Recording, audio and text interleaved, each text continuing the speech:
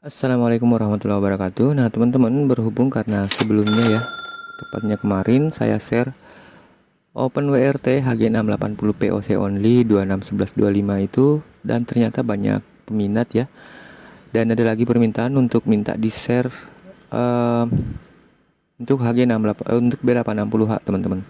Nah jadi di kesempatan ini saya share B860 HP1 P2 support semua, dan tentunya OpenWRT terbaru 24.10.4. Nah teman-teman, seperti biasa ya, jangan lupa untuk membagikan video ini kepada teman-teman lain, bagikan sebanyak-banyaknya biar channel ini semakin baik teman-teman. Kemudian buat teman-teman yang kepingin berdonasi, silahkan berdonasi di link about di firmware-nya, karena jika banyak yang berdonasi itu akan menambah semangat, dan saya akan tetap terus share free version RRWRT di channel ini tentunya teman-teman, sebagai tanda penghargaan buat teman-teman semua ya.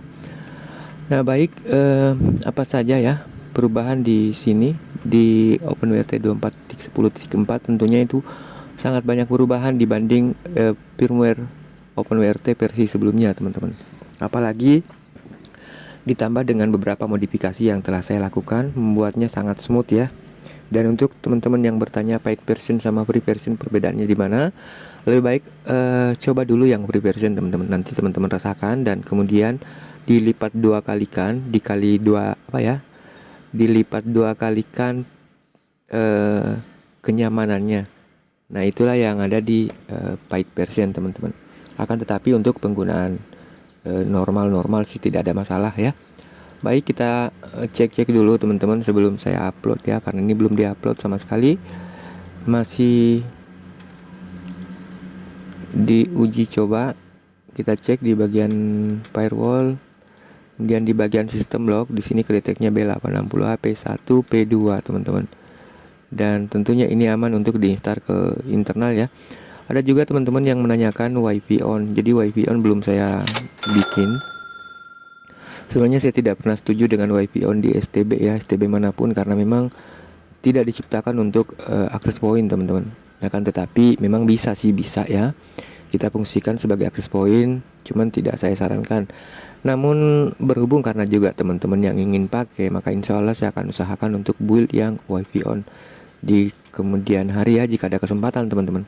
Karena saya juga tergantung dari kesempatan aja. Kita lanjut di bagian proses. Di bagian proses itu ada di sini ya.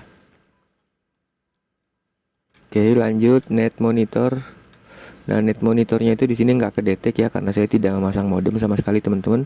Ini hanya sekedar uji coba ya. Dan rilis RAM berfungsi dengan baik. Ini sangat kenceng ya teman-teman. Buka page demi page. Jangan lupa untuk merubah time zone sesuai dengan TKP masing-masing ya. Kemudian sync with browser, karena jika hanya merubah time zone kemudian save and apply, itu terkadang tidak langsung ya, terutama kalau menggunakan inject bukan koneksi direct. Bahkan kalaupun koneksi direct itu juga butuh waktu, terkadang sampai 30 menit baru sinkron dengan NTP server teman-teman, karena di sini saya sudah masukkan NTP server untuk Indonesia.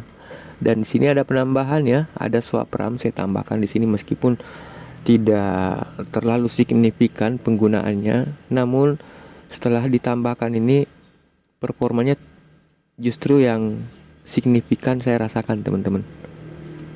Jadi ada penambahan swap RAM ini untuk berjaga-jaga jika proses di RAM penuh maka dialihkan ke swap teman-teman. Nah baik, kita lanjut di bagian administrator untuk merubah login lucinya di sini ya, passwordnya.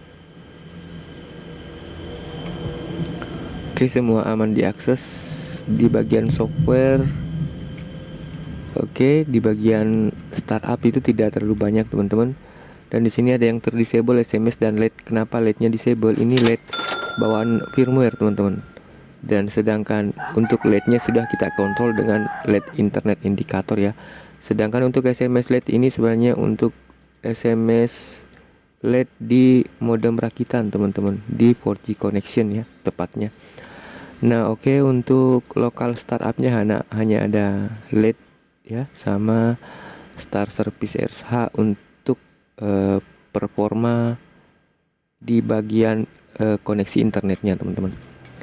Kita lanjut, ada schedule task di sini, ada tambahan cron tab generator. Jadi ini fungsinya tuh buat teman-teman yang ingin menambahkan cron tab atau apa sih istilahnya ya, schedule, itu tidak tahu cara penulisan waktunya. Nah, ini memudahkan kita teman-teman, misalkan berapa menit, berapa jam, berapa hari, bulan dan minggunya. Jadi tinggal tulis di sini dan bisa langsung di add to cron gitu teman-teman. Nah, kita lanjut di disk manager. Ini juga sudah ada peningkatan performa sedikit ya. Saya sudah tambahkan modul swap utils di sini dan semua kedetek ya. Di sini memang sudah terinstall OpenWRT di internal teman-teman. Kita bisa lihat di MC Black BLK 2 ya, itu internal, sedangkan MC BLK 1 ini adalah eksternal atau di SD card. Kita lanjut, sini file manajernya juga sudah saya update semua untuk PHP pendukungnya, kemudian PHP ininya juga sudah saya revisi teman-teman. Lanjut di bagian mount point, di sini aman semua ya. Jadi swapnya itu tidak termount di sini karena memang dimount oleh ZRAM teman-teman, ZRAM namanya modulnya ya. Dan Amlogic Service untuk menginstal ke internal ada di sini, tinggal pilih B860H, itu bisa langsung terinstall ke internal. Dan untuk B860H perlakuannya beda ya untuk install ke internal dengan HG680P. Di sini ada sedikit ritual, yaitu setelah install langsung di restart aja, jangan dicabut dulu SD cardnya teman-teman. Restart, kemudian kembali akan booting melalui SD card, dan setelah booting barulah di shutdown. Setelah shutdown cabut SD card, nah nyalakan STB nya tanpa SD card, insya Allah langsung berhasil teman-teman. Memang begitu ritualnya untuk B860HP1 ya. Oke, lanjut di sini shutdown. Oke, logic service saya belum cek dulu di CPU setting. Oke, sudah dimentokin shutdown, reboot. Nah, di sini AT message untuk modem rakitan atau modem-modem yang support. Untuk mengedit perintah yang ada di sini teman-teman ya. Itu teman-teman lihat aja di sini urutannya kan mulai dari L850, kemudian Dell, Foxconn 4220, TW. Ini diurutkan saja karena di bagian configuration sudah ada keterangan sebenarnya ya. Edit AT command di etc config atcmd user modem X. X-nya itu adalah urutan di sini teman-teman, urutan menu. Jadi yang paling atas itu L850GL. Teman-teman editnya di sini. Pakai file manager, buka etc, kemudian buka config. Nah, di sini atcmd user modem 1. Modem 1 ini adalah untuk perintah AT command L850GL, sedangkan DW di atcmd user 2 teman-teman. Ya, atcmd user modem 2 ya untuk modem Dell dan seterusnya. Nah, seperti itu ya teman-teman. Baik, kita lanjut di sini 4G connection. Tentunya masih ada beberapa modem stick yang bisa terdeteksi di sini, kecuali modem-modem seperti Orbit. Sebenarnya Orbit itu bukan modem sebenarnya teman-teman. Itu adalah router yang ditanami modem. Sebenarnya Orbit itu adalah router tapi ditanami modem. Jadi beda sebenarnya ya teman-teman. Kalau MiFi ya agak mending lah, dia setengah modem setengah router ya, tapi dia lebih cenderung ke modem memang teman-teman. Untuk MiFi seperti 5573CS dan sejenisnya lah ya, yang seperti itu, yang pakai LCD aja, yang pakai LCD maupun yang tidak pakai LCD. Sedangkan seperti Orbit Max itu sebenarnya router teman-teman, yang dilengkapi dengan modul modem. Jadi memang sangat susah ya untuk terdeteksi di sini karena ini fokusnya ke modem teman-teman, bukan ke router. Oke, diagnostik, kemudian configuration aman semua ya.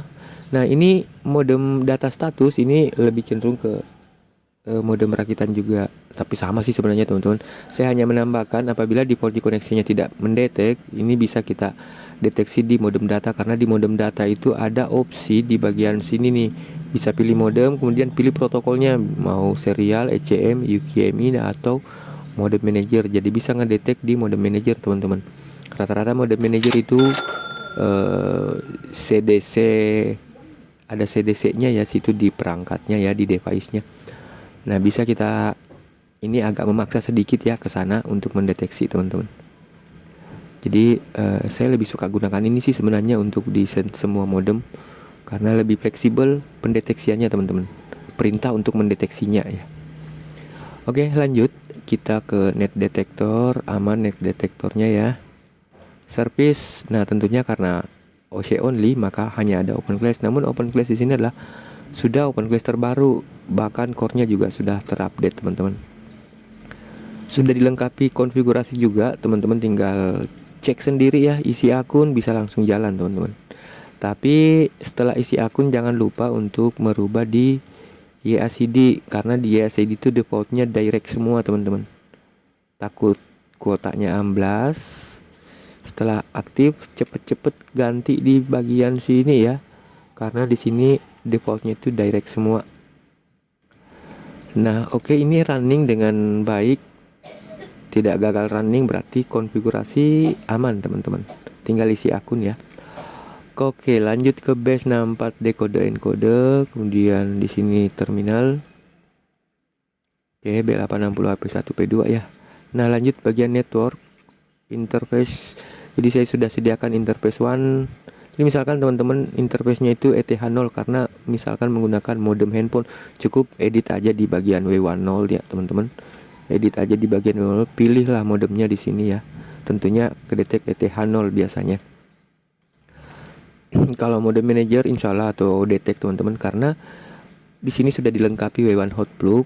Sebenarnya sih script W1 hot plug itu saya dapatkan ketemu scriptnya Siltesa di GitHub, tapi saya sudah rubah.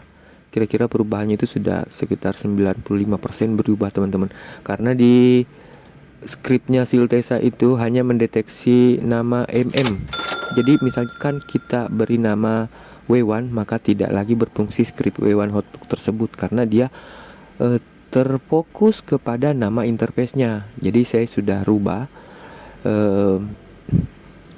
script tersebut, dia akan mendeteksi nama interface yang user buat. Jadi meskipun kita buat baru di sini, dia akan mencari di etc config network. Dia akan mencari di sana, dan setelah menemukan protokol modem manager, maka dia akan mencari nama interface-nya teman-teman. Jadi nama interface apapun di sini W1 hot plug itu berfungsi. Dan saya sudah mendapat informasi review dari pengguna HG680p free version yang kemarin saya share. Itu katanya lancar banget ngedetek modem. Nah seperti itu teman-teman ya. Kita lanjut di bagian routing. Oke, DHCP DNS tentunya sudah terisi di sini. DNS forward menggunakan DNS Google. Diagnostik firewall aman semua ya. Nah di sini ada Bendix teman-teman. Bendix itu mencatat bandwidth penggunaan klien teman-teman. Bisa, ini sangat berguna sebenarnya, dan bisa melimit. Di sini kita bisa ngelimit, bahkan kita bikin add rule dulu di sini teman-teman. Seperti ini ya. Sangat lengkap di sini. Bisa limit upload, bisa limit download, kemudian bisa kita tambah jam kapan kita akan menggunakan limit yang kita pasang di sini. Jadi bisa di schedule juga teman-teman. Sekali hanya hari Senin seumpama jam berapa sampai jam berapa script ini berfungsi, itu bisa teman-teman. Sangat mantap ya Bendix updatean di sini. Jadi beda dengan Bendix sebelumnya teman-teman. Ada di sini ada schedule rules. Nah oke ya. Kemudian ini sih saya tidak sarankan untuk diaktifkan. Ini bisa diaktifkan juga sebenarnya ya, tapi saya tidak sarankan karena hanya untuk menambah berat saja teman-teman. Kita cek ya, contohnya saya coba aktifkan untuk connection monitoring dan DNS monitoring. Jadi bisa termonitor koneksinya di sini berapa, kemudian DNS-nya juga bisa kedetek di sini ya. Tapi ini tidak penting sih teman-teman. Saya tidak sarankan, hanya untuk memperberat saja. Kecuali mungkin kalau teman-teman menggunakan STB yang gede ya, yang misalkan ada RAM-nya 4 GB.